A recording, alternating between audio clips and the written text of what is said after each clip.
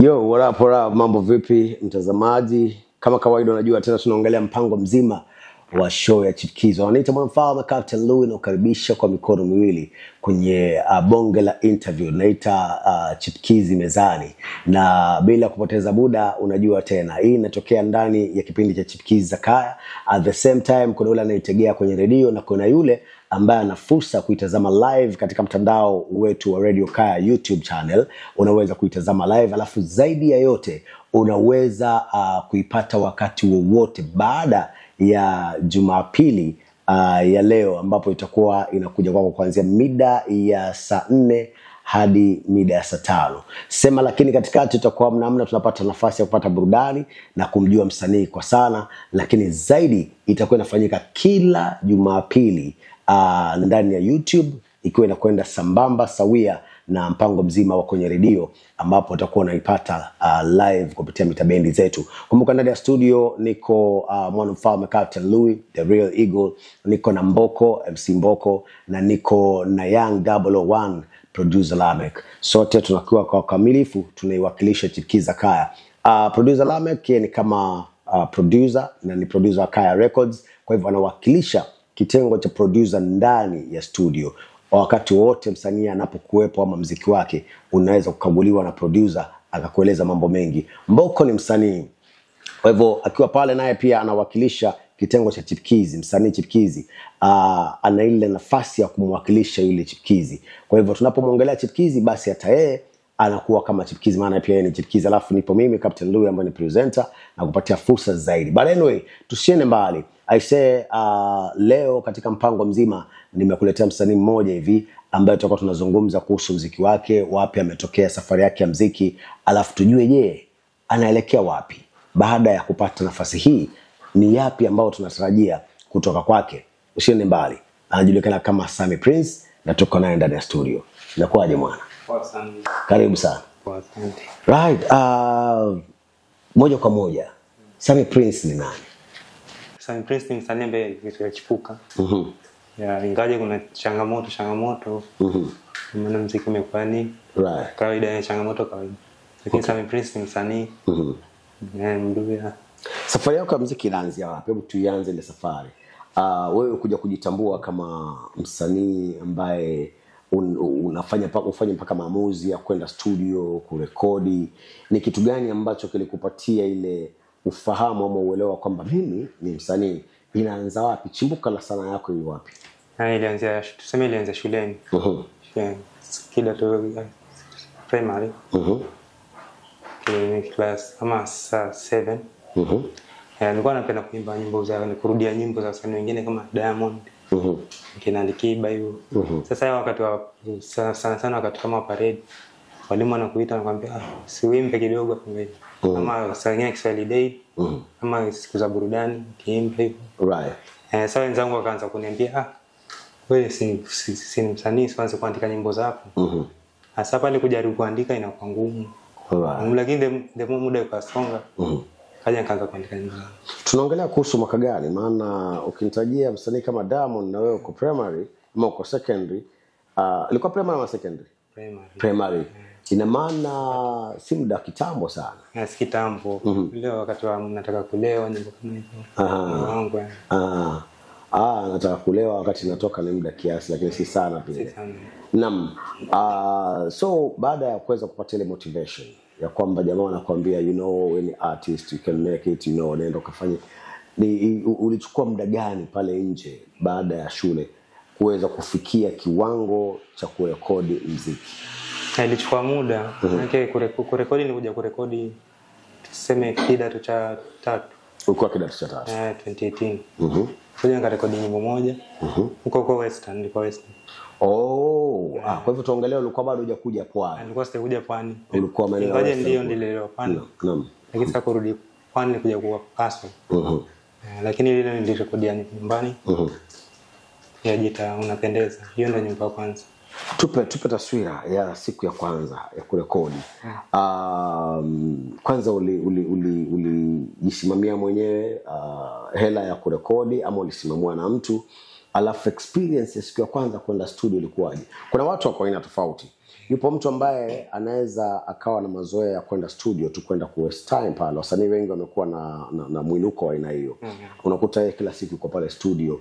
Juzi nilikuwa na interview msanii mmoja ambaye anafanya vizuri anaitwa Winter. Winter amekaa miaka miwili kwa producer Midi. Kazi yake anakwenda anafagia pale, anaona wasanii wanafanya nini, na alipoanza kurekodi akawa na rekodi na uwezo mkubwa sana kama msanii aliyebobea. Kumbe katika ile miaka miwili alikuwa anasoma na akawa anajipatia nafasi ya ziada. So je, wewe ulienda hiyo siku moja ukafika studio na ukarekodi, ama kuna kipindi ambacho ulikuwa ukiendaga studio tu unakwenda tu kwenda kuangalia watu wanafanya nini unarudi na mambo kama hayo? Hapana, kulingana na mimi hustle zenye nilikuwa nafanya ni nikiwa mdogo nyumbani. So ile maisha ya home pia kule nyumbani. Bila kusaidia wazazi. Sasa ile nilikuwa na hustle kidogo na save, hustle kidogo na save. Sasa wakati na hustle naandika nyimbo. Okay. Naandika nyimbo kwenda studio nikarekodi. Lakini sikuwa natembea studio. Kwa hivyo nilienda studio siku hiyo na ukarekodi siku hiyo. Nikarekodi, lakini kulikuwa na changamoto, maana yake nyimbo ya kwanza sielewa. Changamoto. Kulikuwa na changamoto kama gani? Changamoto ideas. Ama producer akwambia weka hii, weka hii. Ni kama nyimbo ya kwanza sikuweka intro. Sikuweka intro. Maana yake idea intro haikuwa. Backups nileka mwenyewe. Alafu mwenyewe alikuwa amenipeleka, ilikuwa ni boda. Best yangu lakini. Sasa yeye ndo akaniwekea intro. Boda ndiye alikueleza studio iko wapi? Ile si boda ni best yangu. Wa mtaani kwa. Ulikuwa unajua studio iko wapi? Nilikuwa najua, lakini sasa ile studio huwezi tembea. Sasa wakati kanipeleka ndio ikitajika backup. Okay. Sasa ikabidi niweke backup. Huyo boda. Best yangu lakini alikuwa ni jamaa kanisa hivi. Alikuwa shawe rekodi? Hajai. Ni ile tu nje mwa kanisa kupiga piano. Sasa ile kama anapiga piano ina maana anajua notes na anajua keys na vitu kama vile. Akanieleza sauti. Right.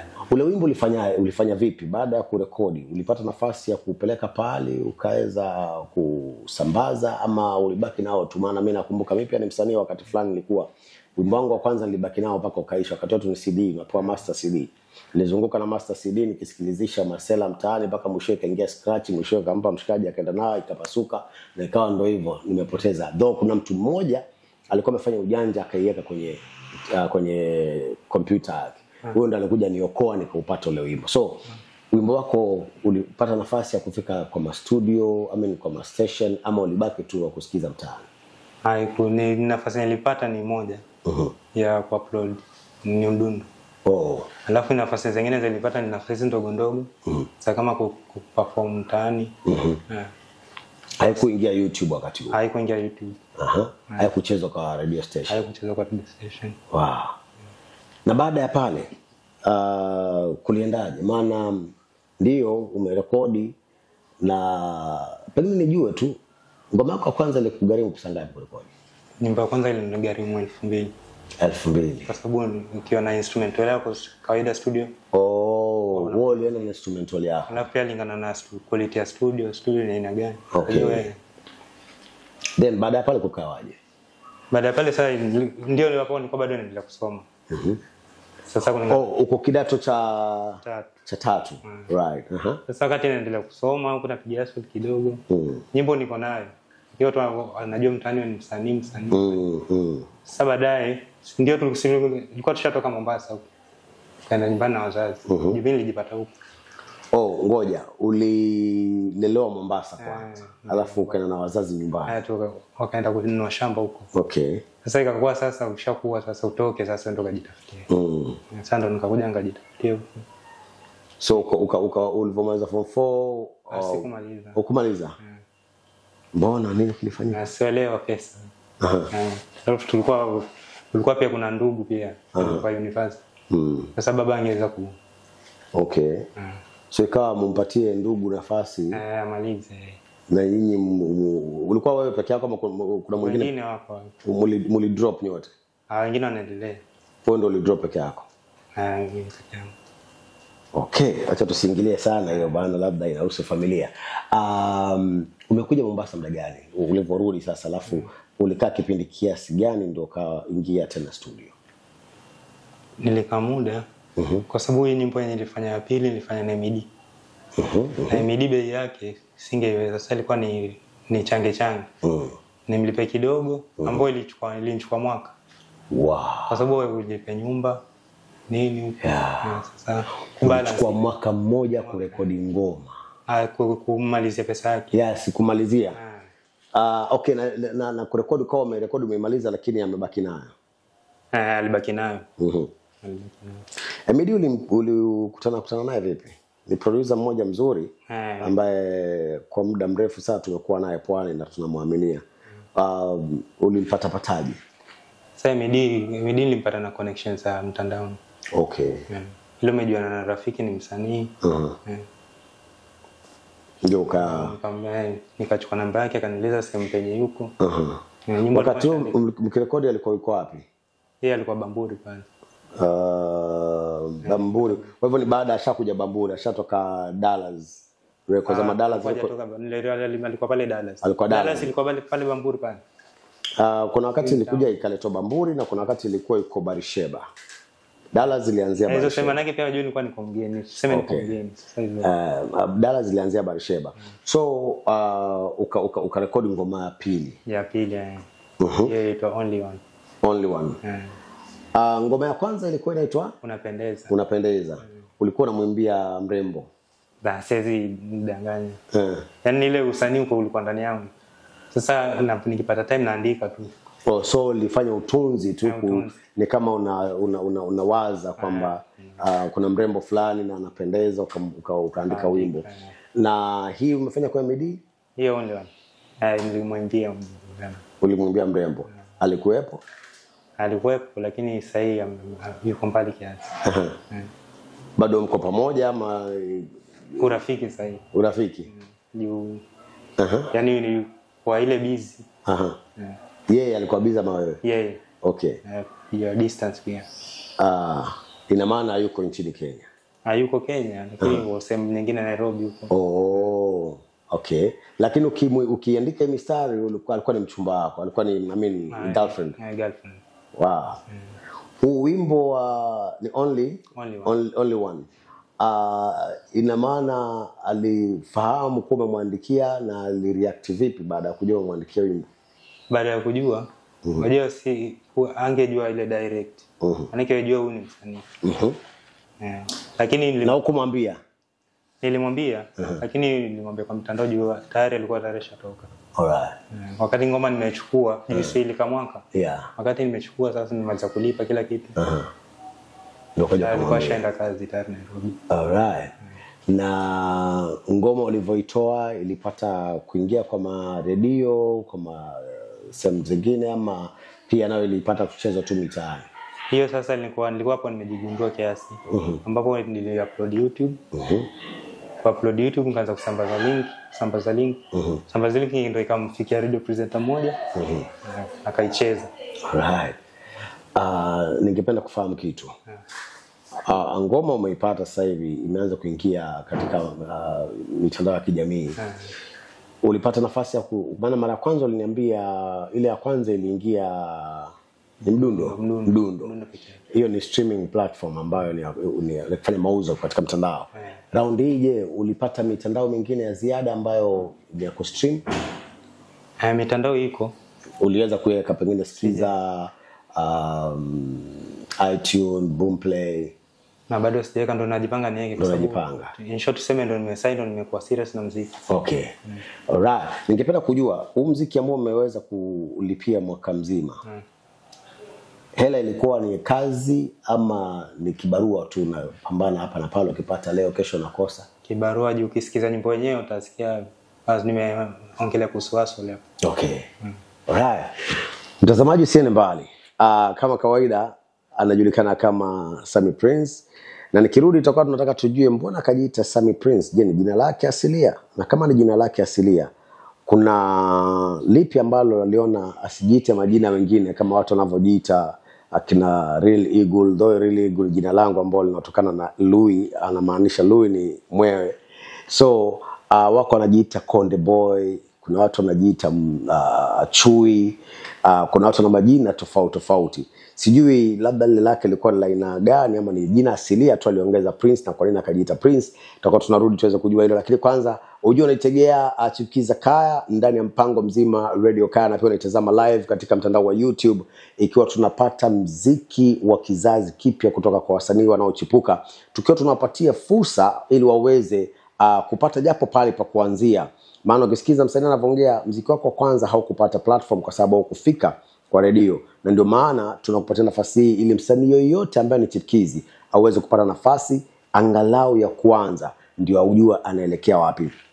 Kumbuka pia unaweza kutuma muziki wako kama ni chipukizi kupitia muziki@radiokaya.co.ke, na ikawa muziki wako umefika ili tukaweza kuupatia nafasi. Haijalishi uko wapi, Kitale, Moyale, Bungoma, mpakani kule, haijalishi uko wapi, Kisumu, utuma muziki wako. Kama unatazama interview hii kwa YouTube, tuma muziki wako kwa muziki@radiokaya.co.ke, tutakupatia fursa ya kuweza kucheza na unaweza kupata nafasi ya ziada. Kitu kingine ambacho ningependa kutaarifu kwamba Chipukiza Kaya inaletwa kwako na Kaya Production, ambayo iko chini ya producer Lamek ambaye tuko naye ndani ya studio, na zaidi ya yote pale tuna rekodi muziki mzuri, muziki wa kueleweka. Unaweza kufanya mpango ukaingia katika social media platforms zao, ukaingia pale ukatafuta inbox, ukawasiliana nao na ukaweza kuwa directed, maana tuna wapatia nafasi ya kurekodi na pesa ya chini zaidi. Kitu kingine ningependa kutaarifu ni kwamba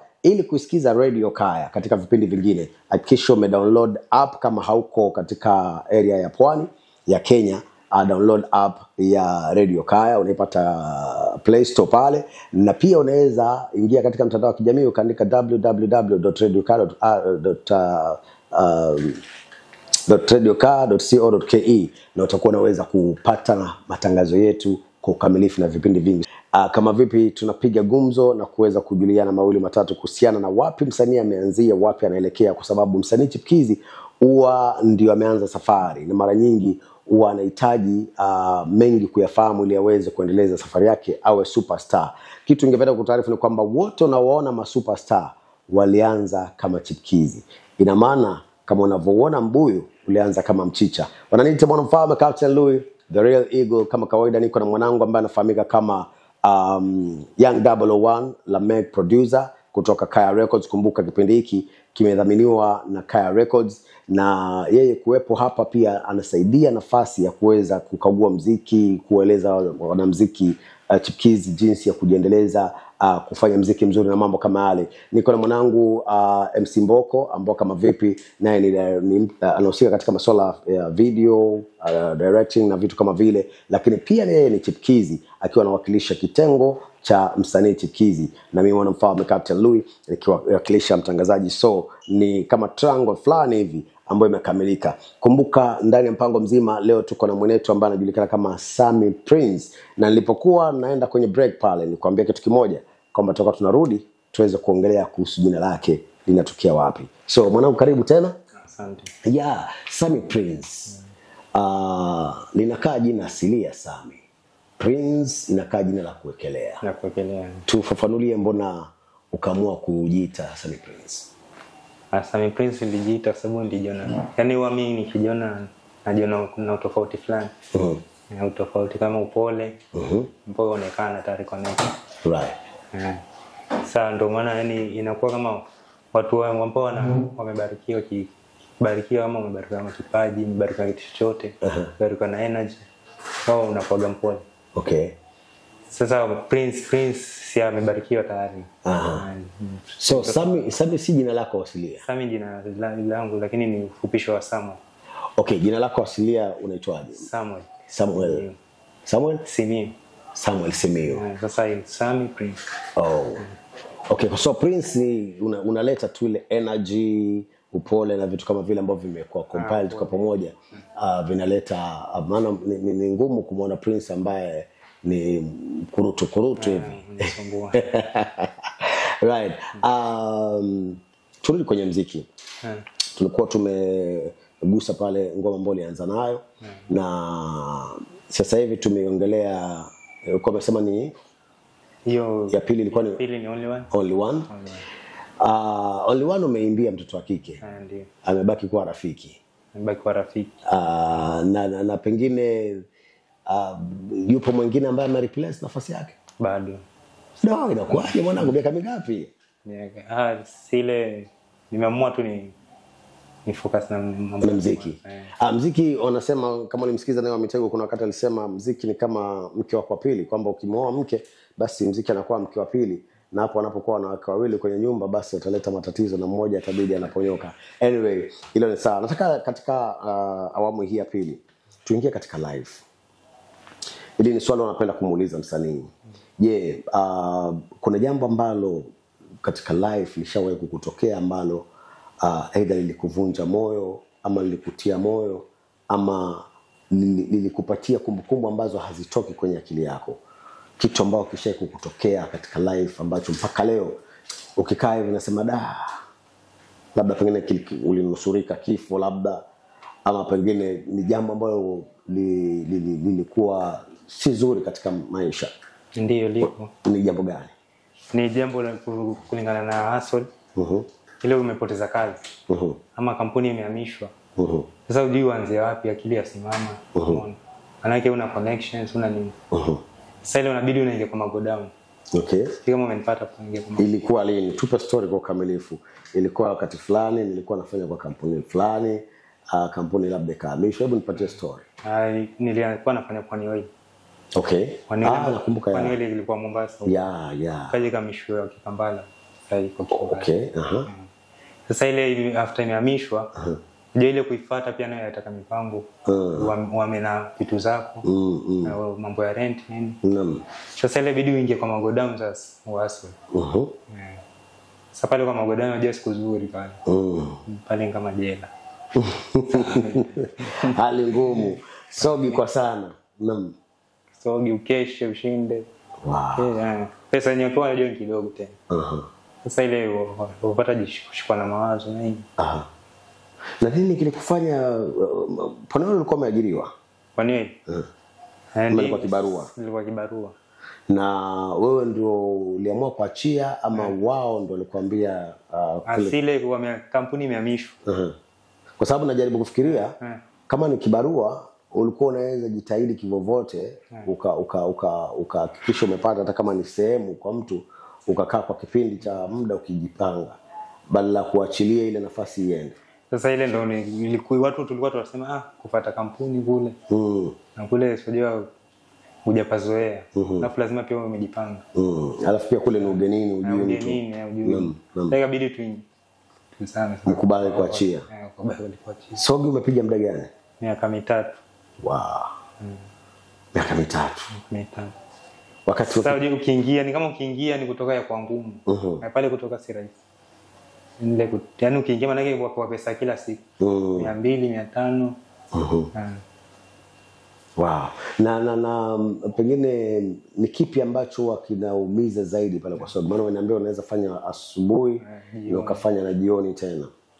Ni kipi ambacho ndo kinaumiza zaidi pale? Jambo la kwanza chenye chaumiza ni ile mizigo ni mizito. Alafu kiangalia nguo zenye mapeo pale. Alafu issue nyingine tena pale watu wengi ambao pale yani ni wale ambao wengine wengi wao wako na depression. Sasa depression wanazuia na nini? Hizi madawa, sigara na nini. Sasa uko karibu nao wapiga nao story. Sasa una rahisi kuingia kwa vitu kama hizo kutumia. Pengine ushawahi kushawishika kujikuta kwenye madawa labda kwa sababu ya hali ile? Lazima. Lazima. Sasa ni rahisi kuingia. Na ulijikuta kwenye madawa kama gani kwa mfano? Sigara. Hata mdukani nimekula kiasi. Bangi? Yes. Yes, manake ukeshe usiku. Lazima uchonge. Ukiwasoba umia. Ukipiga bangi kidogo na kupatia ile ustahimilifu, yani haujali twende nalo tu mwanangu kama vipi, unaona? Sasa unaweza kuwa anatumia wewe bia vipi anatumia. Mwisho utaona Je, uko uliweza kujinusuru kutoka pale? Nilijinusuru. Mwaka gani? Kutoka kwa Sogi nilijinusuru. Japo wajua ilikuwa ukijinusuru ukiwa karibu kama unafanya kazi sehemu nyingine lazima utarudi pale. Kwa sababu umezoea. Ukisota kidogo lazima urudi pale uchukue pesa haraka. Sasa nikasema acha nifuate kampuni. Okay. Sasa ile kufuata kampuni Sogi nikaziacha huko. Sasa siwezi umoja kampuni. Kwa ni oil bado. Ulirudi tena kule kule. Hiyo ndio ilikuwa chance. Chance ilikuwa niende Nairobi ama nifuate Kampuni. Ndio niache Sogi. Alright. So ulipowafuata wakakwambia nafasi bado ipo? Nafasi ilikuwa bado, maana yake walikuwa wananijua bado. Na ina maana ilikuwa kazi yako ni inatambulika, ni nzuri. Ukiona mtu ambaye amekuja kwa kampuni tena na anachukuliwa, jua ile kampuni inatambua kazi yake. Inatambua kazi yake. Wow. So sasa hivi uko maeneo yale ya Kikampala kule? Niko Kikampala hapo. Alright. Lakini si Kampala kwenyewe. Niko hapo Majengo. Turudi kwenye muziki. Tuachane na live. Pengine kabla turudi kwenye muziki, kwenye live kuna mtu anakusikiza pengine katika channel pale. Unaweza mwambiaje ambaye anapitia hali ngumu? Naweza mwambia sikate tamaa. Maisha ni kujituma. Popote penye huko, yani maisha yanaweza badilika. Right. Uwe bara, uwe wapi, uwe town, lazima utie bidii. Utie bidii, jitume na uamini. Naam. Turudi kwa hili swala la ukiwa kwenye Sogi. Ulifaulu kurekodi ngoma yoyote? Pale Sogi ndo nilirekodi only one. Ndio maana ikachukua karibu mwaka ya kuchanga. Wow. Na pale Sogi umepiga miaka 3. Okay. Kwa hivyo ina maana ulipoingia Mombasa ukiwa kwenye Pan Oil kufanya ngoma? Si kufanya ngoma. Then ulipoingia Sogi mwaka wa kwanza, wa pili ama wa tatu ndio ulifanya muziki? Mwaka wa pili. Alright, turudi katika ngoma ya mwisho sasa ambao ndio mpango mzima na imani leo tunataka tuizungumzie zaidi. Umeifanya wapi na inaitwaje? Ngoma pili nimefanya na Muzo. Muzo iko Bamburi kana. Muzo beat. Na nimefanya naye na inaitwa Mariana.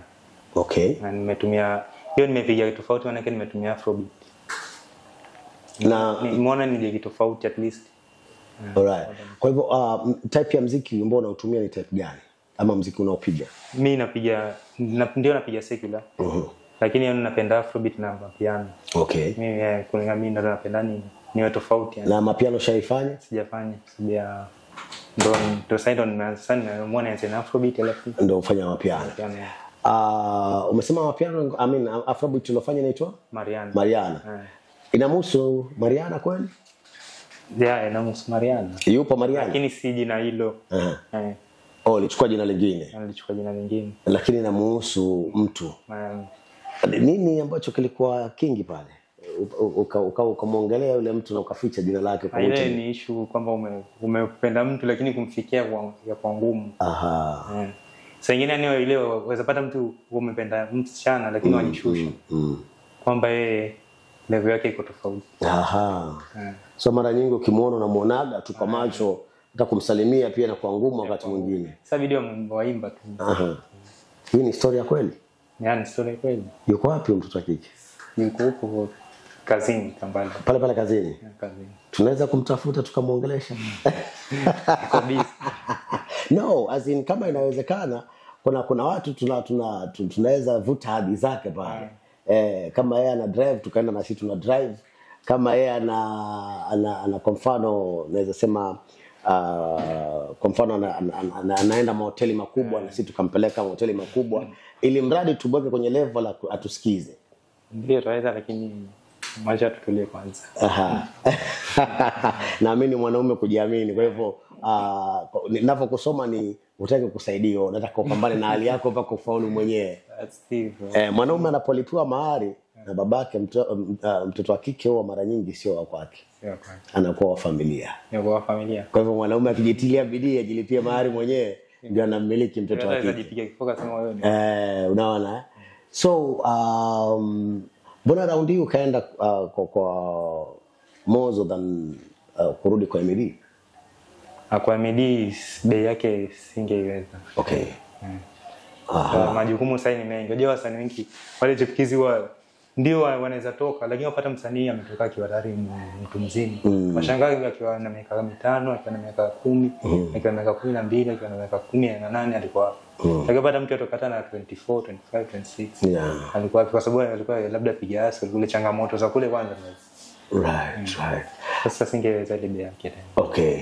Na huo muziki sasa hivi unapatikana wapi? Huo muziki sasa uko Audiomack. Audiomack. Audiomack. Mbona Audiomack peke yake?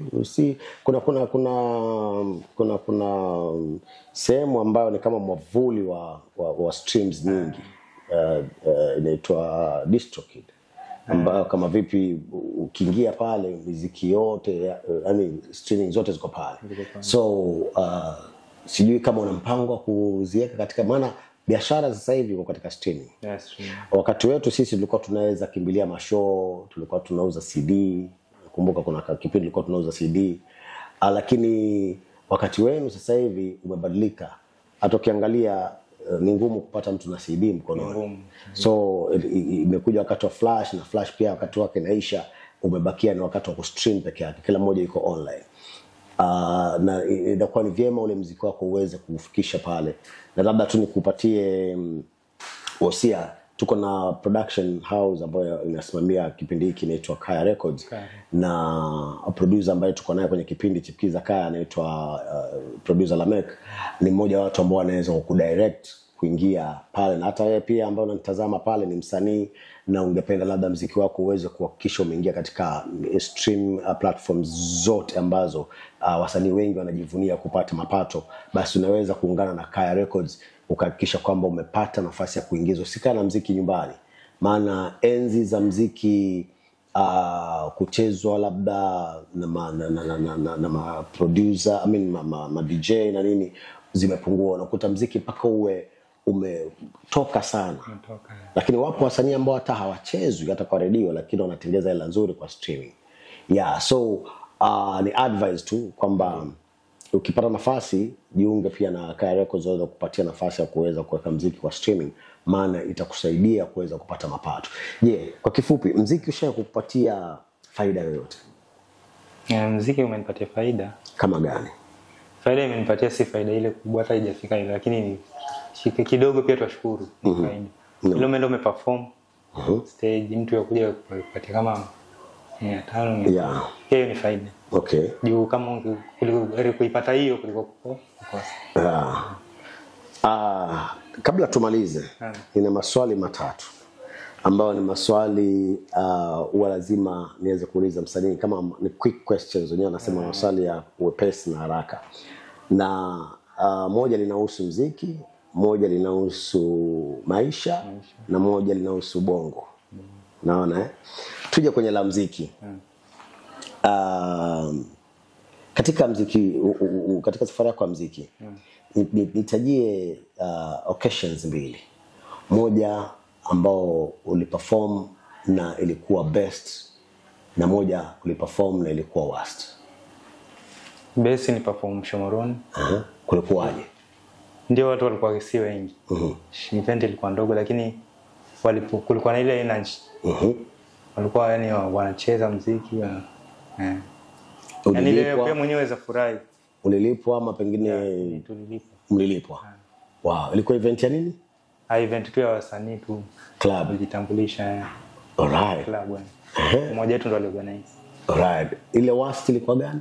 Worst ilikuwa Likoni hapo. Kulikuwaje? Ile umeenda usiku, kesho perform, lakini unacheza, unaimba mpaka wa dance.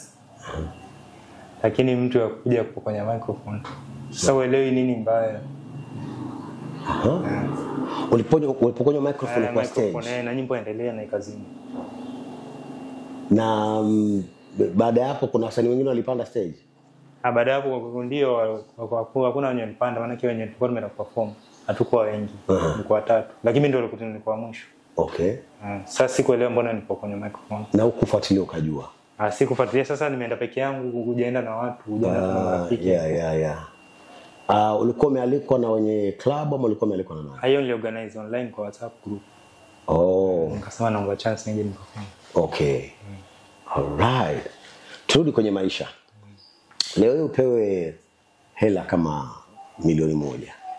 Utafanya muziki, utaachana nao? Muziki kuacha ni ngumu. Umeambiwa bwana, chagua 1,100,000 hii, acha muziki, ama uache 1,100,000 uendelee na muziki wako. Muziki sidhani kama naweza acha. Kwa hivyo naweza acha 1,100,000 kaenda tu hivyo. Heri nipate hizo polepole. Wow. Juu muziki ni ndoto yangu. Right. Unajua kuna ile ndoto. Ndio hiyo pesa inaweza chukua kanisaidia mali, lakini pia pesa itahitaji akili ya kutumia. Aha. Juu kuna mtu anaweza mpata pesa nyingi na kaimaliza. Hajanunua hata shamba. Aha. Sasa mbona nichukue hiyo pesa nijisahau? Right. Swali la mwisho, msikilizaji, nataka katika ile swali nawe pia utafakari, maana ni baadhi ya mambo ambayo huwa tunakutana nayo katika mitaa, lakini mara nyingi huwa hatujui maana yake. Kuna gari ukitazama kwa nyuma imechora 80, alafu imeandikwa KH. Ile KH maana yake nini? Ile kilomita per hour. Wow. Naam, tukimalizia nataka tujue tunakupataje katika mitandao ya kijamii, alafu pia ukimtazama yule mtazamaji pale ambaye anakuangalia YouTube, alafu pia utuambie unamwahidi nini msikilizaji baada ya hii ngoma ambayo tutakuwa tunaicheza. Kumbuka mtazamaji, tutakupatia nafasi usikie the latest, alafu tutakupatia nafasi pia usikie ile ngoma ambayo tulikuwa tumeongelea alimwandikia mchumba wake ambaye sasa hivi ni marafiki wako tena kwenye uhusiano. Lakini kabla nizicheze zote ngoma mbili back to back, nataka turudi hapa hivi atueleze tutarajie nini. Kuna video shaifanya? Video sijafanya. Na kuna mpango wa video? Ndio. Uko kama muda gani? Si muda nile tu. Sema ndio naweza fanya hata leo, naweza fanya hata kesho. Lakini pesa ndo zungumza. Hela ndio imezuia. Ukipata nafasi mtu akikwambia bwana tufanye video, utakubali? Nitakubali. Anyway, pia Kaya Records tunafanya video, unaona vyombo vimetulia hivi. Kama vipi ukihitaji kufanya video, unaweza kuungana nasi pia tukasaidiana katika upande ule tukajana vipi. Lakini tunakupataje kwenye mtandao wa kijamii, na pia unamwahidi nini yule msikilizaji? Mtazame kwa macho pale anakuangalia. Mitandao ya kijamii Sammy Prince, zote same zote Sammy Prince. TikTok, maana TikTok pia pale niko sana kwa sababu nacheza na pia naimba na nacheza. Sasa lazima nizoezi. Sasa kama ni dancer wewe ni msanii, unaweza ni follow pale TikTok. Kanifanyia hata challenge pia. Pia zile challenge huwa uboost. Lakini sehemu zote utanipata kama Sammy Prince. Right. Okay. Unamwahidi nini shabiki? Anamwahidi mazuri kwa sababu video zenye nataka nifanye. Nataka nifanye zile video tofauti zenye sijaifanya. Video zenye mtu anaimba na nacheza. Alright. Pale mtu achukua idea ya kucheza na pia. Umepewa nafasi leo ufanye collab East Africa. Moja Bongo, moja Mombasa, moja Nairobi. Msanii nani ungependa kufanya naye? Naanza na wapi? Tuanze na Bongo. Bongo. Kuna changamoto. Sababu pale ndio Bongo role model wangu ndani. Diamond Platnumz. Role model. Lakini siwezi fanya naye. Kwa nini sasa? Kwa nini imetokea mwenye anakuambia hivyo ana uwezo wa kumshika msanii yoyote na kumleta mfanye collab? Na collab ndio kama kuna uwezo nitafanya naye. Mombasa? Mombasa Duduriki. Nairobi nitafanya na Otile Brown. Okay. Katika wasanii watatu uliofanya, Dogo Richi anamilikiwa na kampuni inayothamini hii interview. Kwa hivyo ina maana una uwezo na nafasi ya karibu sana ya kuweza kufanya collab na si ajabu akawa pia naye anatazama interview hii. Kwa hivyo kupata nafasi ukiingia Kaya Records pale, unaweza pia kuzungumza na wanaomiliki Dogo Richi, ikiwa meneja yake ni wewe unaongea naye hapa hivi. Na ukapata fursa labda kufanya kazi na Dogo Richi. Baadaye nashukuru sana kwa muda wako. Sijui kama kuna jambo nahisi hatukuliongelea na ungependa kuliongea. Jambo sidhani. Udhani. Labda next time nikirudi. Alright. Mimi nashukuru sana kwa muda wako na nakutakia kila laheri. Kitu ambacho natarajia next time ukirudi, tutakuwa tunaongelea kuhusu Chief Keez, tutakuwa tunaongelea kuhusu msanii ambaye amepevuka zaidi. Kama vipi? Karibu sana. Asante. Inaitwa Meza ya Chief Keez kama vipi. Na msikilizaji, mtazamaji wangu, shukrani sana kwa muda wako. Bwana, ni kila Jumapili kuanzia mida ya saa 4 mpaka inapogonga pale saa 5 kasoro ndio napata fursa kupata mpango mzima wa meza chipkizi, ambapo tunazungumza mambo mengi tu kuhusiana na vile wanaanza muziki wasanii ambao wanachipuka. Kumbuka katika Chipkiza Kaya ndio wasanii wengi unawajua masuperstar hapa kwetu Kenya walipitia, akina Dogo Richie, akina Brown Mauzo, akina Sudi Boy, akina wako wengi, siwezi wataja nikamaliza. Kwa hivyo ni kipindi cha kipekee kabisa, kina muda mrefu sana tangu mwaka 2008 mpaka leo, na kimetoa wasanii wakubwa wengi sana. Hata wewe una fursa kutoka kupitia Chipkiza Kaya, maana ni masaa 3 ya burudani ya kupata muziki wa kizazi kipya kutoka kwa Chipkizi. Unachohitajika kufanya ni kutuma muziki wako kwa muziki@radiokaya.co.ke. Kiswahili muziki@radiokaya.co.ke. Alafu utakuwa unaweza kufikishwa muziki wako ukaweza kuchezwa hewani, utaingia kwenye mizani ya Chipkizi upigiwe kura. You never know. Hapo ndio mwanzo wanaanzia watu. Hatua milioni 1 inaanzaga na 1 ndio iweze kwenda kwa nafasi ya kufika milioni 1. So shukrani sana Kaya Records, wamekuwa wadhamini wetu wa kipindi hiki cha Chipkiza Kaya, na zaidi ya yote ningekusii kama unatazama online kwenye YouTube channel unaweza kuisikiza Radio Kaya ukiwa Pwani kupitia mitabendi zetu, lakini pia unaweza kuitazama ama kuisikiza kupitia social media platforms zetu ambao ni Radio Kaya ama @Radio Kaya kila sehemu. Na zaidi ya yote unaweza ukadownload app ya Radio Kaya kutoka Play Store ama Google Store pale, alafu pia unaweza ukaisikiza online kupitia www.radiokaya.co.ke. Wananiita Mwanamfalme Captain Louis, waliokuwezesha kufanikisha hii interview alikuwepo MC Mboko, yupo Young 001 Lamek producer kutoka Kaya Records, na shukrani nyingi sana kwa Kaya Records kuifanikisha interview hii na Chipkiza Kaya kwa jumla. Kama kawaida wananiita Mwanamfalme Captain Louis, the real eagle. Adios.